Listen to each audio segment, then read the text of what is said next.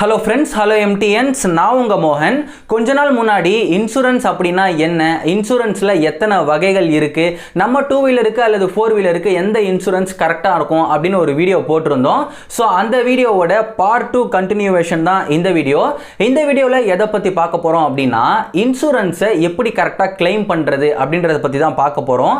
அதாவது இப்போ நாம் வாகனத்தை ஓட்டிக்கிட்டு இருக்கோம், இன்னொருத்தர் வாகனத்தை இடித்து சேதப்படுத்திட்டோம்னா அவருக்கு எப்படி தேர்ட் பார்ட்டி இன்சூரன்ஸை கிளைம் பண்ணி தரது, இல்ல அவர் வந்து நம்மளை இடிச்சிட்டார் அப்படின்னா அவர்கிட்ட இருந்து எப்படி நாம தேர்ட் பார்ட்டி இன்சூரன்ஸை கிளைம் பண்றது, அல்லது நாமளே வந்து விபத்தை ஏற்படுத்திக்கிட்டோம், அல்லது நாய் குறுக்க வந்துருச்சு, இல்ல இயற்கையா நமக்கு விபத்து நடந்துருச்சு அப்படின்னா அப்ப எப்படி ஓன் டேமேஜை யூஸ் பண்ணி நாம இன்சூரன்ஸை கிளைம் பண்ணிக்கிறது, அதே மாதிரி இன்சூரன்ஸை கிளைம் பண்ணும்போது என்னென்ன தவறுகள் பண்ணக்கூடாது, எந்த தவறெல்லாம் பண்ணா நமக்கு இன்சூரன்ஸ் அமௌண்ட் கிளைம் ஆகாம ரிஜெக்ட் ஆகும் அப்படின்றத பத்தி தான் தெளிவா இந்த வீடியோல பார்க்க போறோம். ஸோ ரொம்ப சிம்பிளா எல்லாருக்கும் புரியுற மாதிரி சொல்றேன், கடைசி வரைக்கும் ஸ்கிப் பண்ணாம பாருங்க. ஃபர்ஸ்ட் ஆஃப் ஆல், இன்சூரன்ஸ் அமௌண்ட்டை கிளைம் பண்ணும்போது நாம பார்க்க வேண்டிய முதல் விஷயம் என்னன்னா, நாம இன்சூரன்ஸ் போட்டிருக்கிற கம்பெனில எந்த டைப் ஆஃப் கேஷ் செட்டில்மெண்ட் பண்றாங்க அப்படின்னு பார்க்கணும்.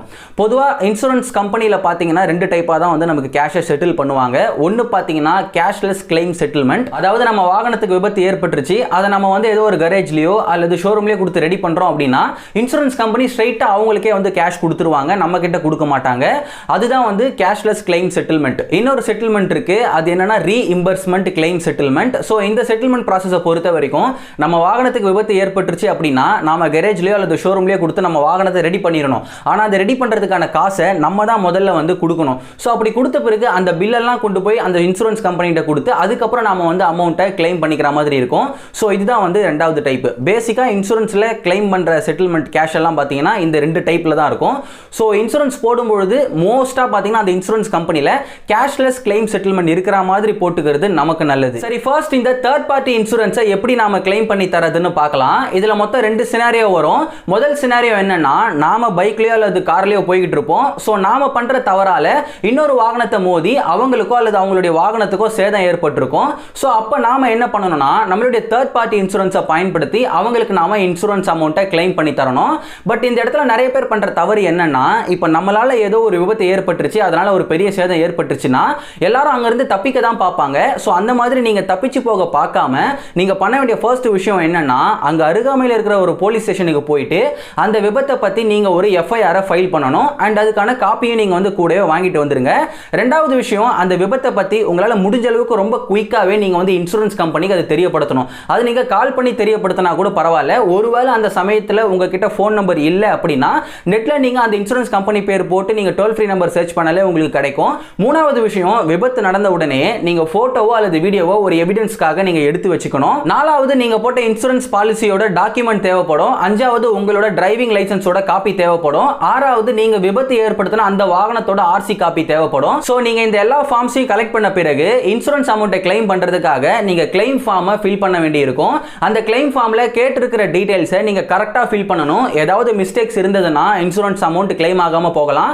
அதே மாதிரி நீங்க போடுற சைன் கரெக்டா மேட்ச் ஆகிற மாதிரி இருக்கணும். இன்கேஸ் உங்க சைன் மேட்ச் ஆகலனாலும் உங்களுக்கு இன்சூரன்ஸ் அமௌண்ட் கிளைம் ஆகாம போகலாம். சோ அந்த கிளைம் ஃபார்மை கரெக்டா ஃபில் பண்ணி கரெக்டா சைன் பண்ணி தேவையான டாக்குமெண்ட்ஸை ப்ராப்பரா கரெக்டா வச்சு நீங்க இன்சூரன்ஸ் கம்பெனி கிட்ட கொடுத்துட்டீங்க அப்படின்னா இன்சூரன்ஸ் கம்பெனி அதை அப்படியே மோட்டார் இன்சூரன்ஸ் கிளைம் ட்ரிபியூனல் கோர்ட்டுக்கு ஃபார்வர்ட் பண்ணிடுவாங்க.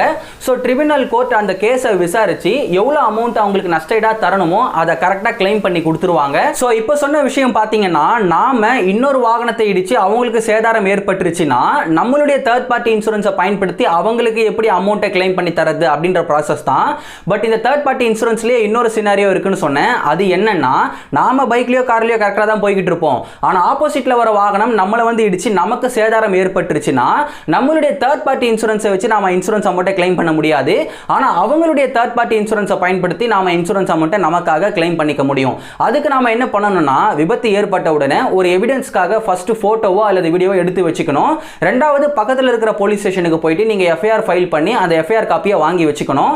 மூணாவது விஷயம், நமக்கு விபத்து ஏற்படுத்தினார் பாருங்க, என்ன அவர் மேல தானே தப்பு, அப்ப அவருடைய பாலிசி நம்பரோ அல்லது அவருடைய இன்சூரன்ஸ் பாலிசி காப்பியை வாங்கி வச்சுக்கணும். அண்ட் இந்த 3 விஷயத்தை கலெக்ட் பண்ண பிறகு இதுக்கு முன்னாடி இன்சூரன்ஸ் அமௌண்ட்டை கிளைம் பண்றதுக்கு என்னென்ன ஸ்டெப்பை ஃபாலோ பண்ணுமோ அதை அப்படியே நாம ரிவர்ஸ்ல ஃபாலோ பண்ணி அவங்களுடைய தேர்ட் பார்ட்டி இன்சூரன்ஸை பயன்படுத்தி நமக்கு நாம இன்சூரன்ஸ் அமௌண்ட்டை கிளைம் பண்ணிக்கலாம். சரி, நாம வேற ஒருத்தரை இடிச்சாலோ இல்ல இன்னொருத்தர் நம்மள வந்து இடிச்சாலோ எப்படி இன்சூரன்ஸ் அமௌண்ட்டை கிளைம் பண்றதுன்னு பார்த்தோம்.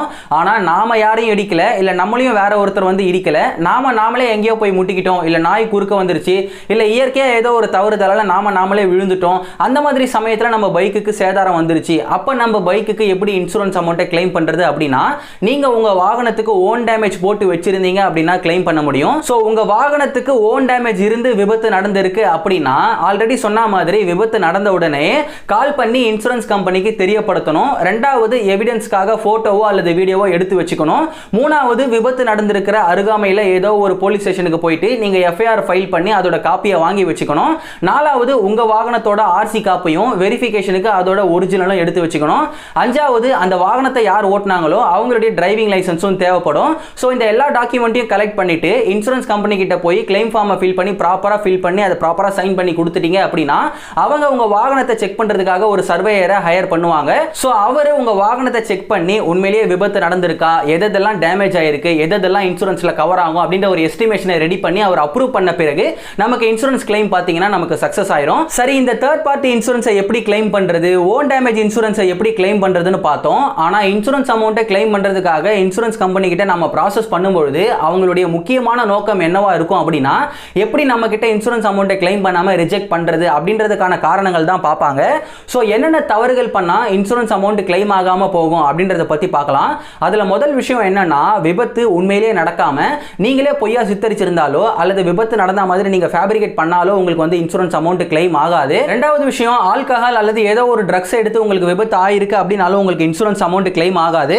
மூணாவது விஷயம், நீங்க செகண்ட் ஹேண்ட்ல வாகனம் வாங்கி ஓட்டிட்டு இருக்கீங்க, அதுல விபத்து ஏற்பட்டுருச்சு, ஆனா அந்த வாகனம் இன்னும் அந்த பழைய ஓனர் பேர்லயே இருக்கு அப்படின்னாலும் உங்களுக்கு வந்து இன்சூரன்ஸ் அமௌண்ட் கிளைம் ஆகாது. நாலாவது விஷயம், டிரைவிங் லைசன்ஸ் எக்ஸ்பயர் ஆயிட்டு இருந்தாலோ இல்ல உங்ககிட்ட டிரைவிங் லைசன்ஸ் இல்ல அப்படின்னாலும் உங்களுக்கு வந்து இன்சூரன்ஸ் அமௌண்ட் கிளைம் ஆகாது. அஞ்சாவது விஷயம், டிராஃபிக் ரூல்ஸை ஃபாலோ பண்ணாம விபத்து ஏற்பட்டிருந்துச்சு அப்படின்னாலுமே உங்களுக்கு வந்து இன்சூரன்ஸ் அமௌண்ட் கிளைம் ஆகாது. ஸோ முடிஞ்ச அளவுக்கு நீங்க டிராஃபிக் ரூல்ஸை மீறிட்டு இருந்தீங்க அப்படின்னா அதை இன்சூரன்ஸ் கம்பெனிக்கு தெரியப்படுத்துறது நல்லது. ஆறாவது விஷயம், விபத்து நடந்த உடனே இன்சூரன்ஸ் கம்பெனிக்கு தெரியப்படுத்தாம கொஞ்சம் தாமதமா தெரியப்படுத்துனீங்க அப்படின்னா உங்களுக்கு இன்சூரன்ஸ் அமௌண்ட் கிளைம் ஆகாது. எட்டாவது விஷயம், பைக்ல அல்லது ஸ்கூட்டர்ல ட்ரிபிள்ஸ் போய் விபத்து ஏற்பட்டிருந்தாலோ அல்லது கார்ல எத்தனை பேர் அந்த கார்ல உட்கார முடியுமோ அத்தனை பேர் உட்காராம அதை விட அதிகமான பேர் உட்கார்ந்திருந்து விபத்து ஏற்பட்டிருந்தாலும் இன்சூரன்ஸ் அமௌண்ட் கிளைம் ஆகாது. ஒன்பதாவது விஷயம், நிறைய பேர் பார்த்தீங்கன்னா ஃபேமிலி பர்பஸ்க்காக கார் வாங்குவாங்க, ஆனா அது பெரும்பாலும் சும்மா தான் இருக்கு அப்படின்றதுக்காக சைடு இன்கம் வரட்டும் அப்படின்றதுக்காக அந்த காரை டாக்ஸிக்கோ அல்லது அதர் கமர்ஷியல் பர்பஸ்க்காக பயன்படுத்துவாங்க. ஸோ அந்த மாதிரி ஒரு காரை வேற ஒரு பர்பஸ்க்காக பயன்படுத்தி விபத்து ஏற்பட்டாலும் இன்சூரன்ஸ் அமௌண்ட் கிளைம் ஆகாது. பத்தாவது விஷயம், விபத்து நடந்திருக்கு ஆனா அந்த விபத்து உங்களுடைய கேர்லெஸ்ஸால தான் வந்து விபத்து ஏற்பட்டிருக்கு அப்படின்னாலும் இன்சூரன்ஸ் அமௌண்ட் கிளைம் ஆகாது. சரி ப்ரோ, இப்போ என் வாகனத்துக்கு விபத்து நடந்துருச்சு, நீங்க சொன்ன மாதிரி எல்லா ஸ்டெப்பையும் ஃபாலோ பண்ணி நான் இன்சூரன்ஸ் கம்பெனி கிட்ட ப்ராசஸ் பண்ணி முடிச்சிட்டேன், அவங்க எத்தனை நாளைக்குள்ளே எனக்கு இன்சூரன்ஸ் அமௌண்ட்டை கிளைம் பண்ணி கொடுப்பாங்க அப்படின்னா குறைஞ்சபட்சம் 30 ஒர்க்கிங் டேஸ்க்குள்ளேயே பார்த்தீங்கன்னா உங்களுக்கு இன்சூரன்ஸ் அமௌண்ட்டை கிளைம் பண்ணி கொடுத்துருவாங்க. ஒருவேளை விபத்து வந்து ரொம்ப சீரியஸா இருக்கு, இல்ல டாக்குமெண்ட்ல ஏதோ வந்து தப்பா இருக்கு, இல்ல விபத்துல இன்னும் கொஞ்சம் விசாரிக்க வேண்டி இருக்கு அப்படின்னா அதிகபட்சம் 6 மாசம் வரைக்கும் கூட டைம் எடுத்துக்கலாம். அண்ட் அதே மாதிரி அடுத்து வர வீடியோக்கள்ல நம்ம பைக் திருடு போயிருச்சு அப்படின்னா அப்ப எப்படி இன்சூரன்ஸ் அமௌண்ட்டை கிளைம் பண்ணி வாங்குறதுன்னு பார்க்கலாம். ஏன்னா அதை இந்த வீடியோலயே பார்த்தோம் அப்படின்னா உங்களுக்கு குழம்புறதுக்கான வாய்ப்புகள் இருக்கு. ஸோ அடுத்தடுத்து வர வீடியோக்கள்ல பார்க்கலாம். அதே மாதிரி எந்த கம்பெனில இன்சூரன்ஸ் வாங்குறது, ஆன்லைன்ல பெஸ்ட்டா ஆஃப்லைன்ல பெஸ்ட்டா அப்படின்றதையும் அடுத்தடுத்து வர வீடியோக்கள்ல பார்க்கலாம். அண்ட் அதே மாதிரி இப்போ வரைக்கும் பார்த்தீங்கன்னா நிறைய பேர் இன்சூரன்ஸை எடுக்காமலே சுத்திக்கிட்டு இருக்காங்க. ஏன்னா நாம பைக் ஒழுங்கா தான் ஓட்டுறோம், நாம ஒழுங்கா தான் கார் ஓட்டுறோம், நமக்கு எதுக்குடா இன்சூரன்ஸ் அப்படின்னு இன்சூரன்ஸ் எடுக்காம நிறைய பேர் சுத்திக்கிட்டு இருக்காங்க. ஆனா லைஃப்ல அடுத்து என்ன நடக்கும் அப்படின்னு யாராலையுமே வந்து ப்ரெடிக்ட் பண்ண முடியாது. ஏன்னா நாம என்னதான் வாகனத்தை ஒழுங்கா ஓட்டினாலுமே நம்ம பக்கத்துல வரவங்க, நம்ம பின்னாடி வரவங்க அல்லது நம்ம முன்னாடி போறவங்க இல்ல நம்ம ஆப்போசிட்ல வரவங்க ஒழுங்கா தான் வராங்களா, அவங்க எந்த மாதிரி நிலைமையில வராங்க அப்படின்றது எதுவுமே நமக்கு தெரியாது. ஸோ விபத்து அப்படின்றது எப்போ வேணா நடக்கலாம். அதனால வருமுன் காப்பதே நல்லது. ஸோ நீங்க இன்னும் உங்க வாகனத்துக்கு இன்சூரன்ஸ் போடாம இருந்தீங்கன்னா மறக்காம தேர்ட் பார்ட்டி இன்சூரன்ஸ் மற்றும் ஓன் டேமேஜ் இன்சூரன்ஸை போட்டு வச்சுக்கிறது நல்லது. ஓகே, இந்த வீடியோ மூலமா இன்சூரன்ஸ் அமௌண்ட்டை எப்படி கிளைம் பண்றது அப்படின்றது உங்களுக்கு புரிஞ்சிருக்கும்னு நினைக்கிறேன். என்ன இன்னுமே இன்ஸ்டாகிராம்ல ஃபாலோ பண்ணாம இருந்தீங்கன்னா மறக்காம இன்ஸ்டாகிராம்ல ஃபாலோ பண்ணிக்கோங்க. இந்த வீடியோ பிடிச்சிருந்தா like, share, comment and subscribe பண்ணி நம்ம எம்டிஎன்ஸ் ஃபேமிலியில் ஜாயின் பண்ணிக்கோங்க. கர்மாவை எதிர்பார்க்காம உதவி செய்யுங்க. மற்ற எந்த விஷயத்தை செய்யறதா இருந்தாலும் கர்மாவை எதிர்பார்த்து செய்யுங்க. அடுத்து இன்னொரு யூஸ்ஃபுல்லான வீடியோஸ்ல உங்களை வந்து பார்க்குறேன். லவ் யூ எம்டிஎன்ஸ். நன்றி.